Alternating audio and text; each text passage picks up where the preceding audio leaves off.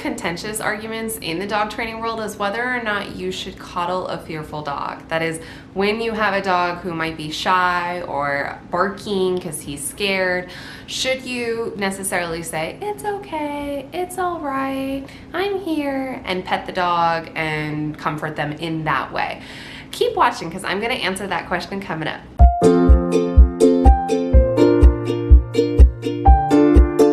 What's up, guys? It's Jenna with Dog Liaison, where I coach you on how to enhance your dog's mental health, and on this channel we break down scientific research in order to inform us and educate us on how to train dogs.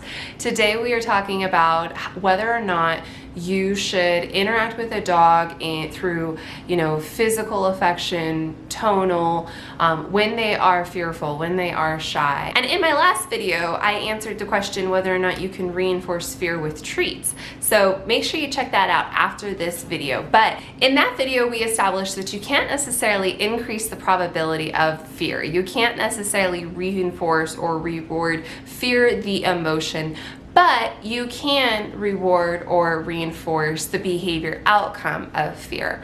And so if you're kind of unsure about what I'm talking about, make sure you check out that video after this one. But this video kind of goes along the same lines, which is that if you're giving your dog affection and coddling them and saying, you're okay, it's fine, are you necessarily telling the dog that his fear is justified? Are you necessarily telling the dog that the way he's responding to this event is okay? And the answer is it kind of depends. So I'm going to give you a strategy that I personally use with pretty much every dog I meet, and keep watching because it's coming up. So in this video, we're going to take the example of having a guest come over through your home. They knocked, the guest walks through the door and your dog immediately starts barking. Maybe he's in that hunched posture. He's maybe even hiding behind you. And so he's very clearly emitting some fear responses. Not necessarily some of these more aggressive behaviors like the ones in this video where we're talking about growling and barking, but still very obviously sensitive and shy, right? So that's the example we're gonna run with. And the first thing that you have to establish is you have to establish whether or not that tone or that affection, that physical touch, is even helping your dog. Because in a lot of cases, if a person goes and touches the dog is sitting there saying, I don't want to be touched right now. So for example, when I'm on high alert and I think I'm being chased, particularly by clowns, because that's my fear, I hate clowns. If I think I'm being harassed by a clown, I don't necessarily want someone hugging me and touching me and telling me everything's going to be okay. I want the clown to go away. So if your dog is sitting there saying, no, I don't really want to be touched, I want this scary person outside of the house, then it's a little counterproductive for you to be touching them. So some ways that you might know that your dog is not necessarily responding positively to the affection is if they just sort of completely ignore you. If when you say, hi Fluffy, it's okay, you're fine, they're not even giving you eye contact. If they are not even really approaching you, so if you say, it's okay, you're fine, come on, and they still stay back, they're clearly telling you that's not working. If when you touch them and you go to pet them on the ear, they tense up and their hunches go up even more. If they're not responding in any way to your tone, to your affection, to anything like that as far as coddling goes, then it's a pretty red flag that that's not helping and the dog is basically disregarding it altogether. So if your dog is not responding to that affection right out of the get-go, stop doing that. Pick an alternative method to make your dog comfortable. Usually that's counter conditioning. In that case, you can just turn off this video right now. I'll be completely honest. If your dog is not responding in any way to the affection, peace. It was good seeing you. Make sure you check out some of my other videos. Make sure you hit subscribe. Now, if your dog is responding to the affection, to the coddling, to the tone, to that sort of engagement with them while they're fearful, and it seems to be that they're responding to it in a positive way, now things are gonna get a little bit trickier. So let's break this down. Now, the first thing you need to understand is that dogs actually have evolved to better understand human facial expressions and human tones better than any other species thus far. Dogs have been proven to be able to respond to smiles and to frowns and to different levels of tone. That being said, there is a flaw to their understanding. So what they can do is they can assume that something is good or bad. If you smile, they go, good. If you say, they say bad. What they cannot do is apply function to that smile or that frown. So one dog might look at your, hey, it's your friend Susan, and say, oh, okay, that means mom is happy and comfortable and safe and she knows this girl Susan. And then another dog might look at that and go, mom clearly doesn't understand the severity of this situation. She clearly doesn't understand that there's a stranger and a dangerous person in her house, because look, she's smiling, so she must be naive. On the other hand, another dog might look at that and completely disregard the smile and see that the eyebrows went up and your voice changed, and they're gonna go, oh, her voice changed and her eyebrows went up, that must mean that she's panicking too, that must mean that she's bad at this too. So you see how dogs are going to notice all of these elements. They're going to notice the eyebrows go up, they're gonna notice that you smiled, they're gonna notice that your tone changed, they're going to notice that your pheromones changed. They're going to notice those things better than any other species. Absolutely, okay? But where it's going to fall apart is in their interpretation of what those actions mean, what that facial expression means. That is all subjective and individualized to the dog. So it's really important that we're looking at what your dog does in response to those actions. What does your dog interpret of those facial expressions, of that tone?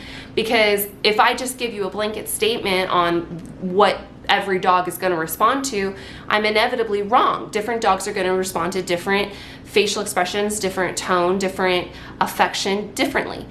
So because we know that dogs have this subjective interpretation, and particularly in the state of fear and in the state of caution, they're less logical anyway. And that was one of the things that we also talked about in this video, which is just that when there's a lot of adrenaline, when they are very nervous, when they're anxious, they're not necessarily able to think as reasonably and as logically. So given that we know that their interpretation of our body language, is individualized and subjective to the dog's interpretation, a lot of trainers will actually remove emotions, remove all of their body language at all whatsoever when they're interacting with the dog. So for example, what I do when I'm meeting a dog for the very first time is I will actually remove all of my extra fluff. I don't talk to the dog. I don't try to touch the dog. I don't make a silly noise. I'm actually just very stone-faced at first. And the reason is because if I can basically make myself as neutral as possible, that I'm making it easier for the dog to understand who I am. I'm trying to remove all of these other variables that might be confusing, just so that the dog can focus on just this one thing, which is I'm giving you treats so you're safe, right? So the thing is though, that you can't necessarily do that with every dog forever. There are going to be a lot of dogs that if I stay stone-faced like that, they start overanalyzing too. They're like, what the heck is wrong with this person that she doesn't smile and do anything? What's wrong with her that she's so stone-faced? So I have to actually start experimenting with the dogs. I have to start experimenting with how do they respond to tone? How do they respond to a smile? How do they respond to me maybe offering a palm? And so that's the procedure that I'm going to share with you today. I'm going to explain to you how I offer that mimicry. I'm going to show you how I see if the dog is going to mirror me. So the first thing that I'll experiment with is just eye contact, right? So if I'm starting off really stone-faced, I might every once in a while just offer a glance to the dog and just kind of see if they reciprocate, see if they offer me eye contact back. Now, I absolutely look away first. I don't try to challenge the dog to staring me in the face. That's highly confrontational, and I am here to show the dog respect. I'm here to show the dog that I am going to be their friend, and it's actually more respectful and a better foundation for a relationship if I look away first and it's just more of a glance, right?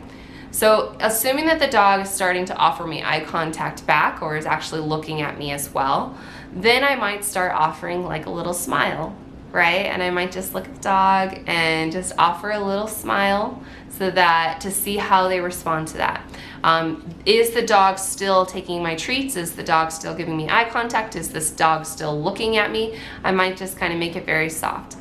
Then I might start saying the dog's name. Now it's really important that you say the dog's name because that's a word that the dog knows. A lot of times people will start doing things like, oh, you're so cute, and oh, you're so fun, and all that. And the thing is there might be a time for that, which we're gonna get to.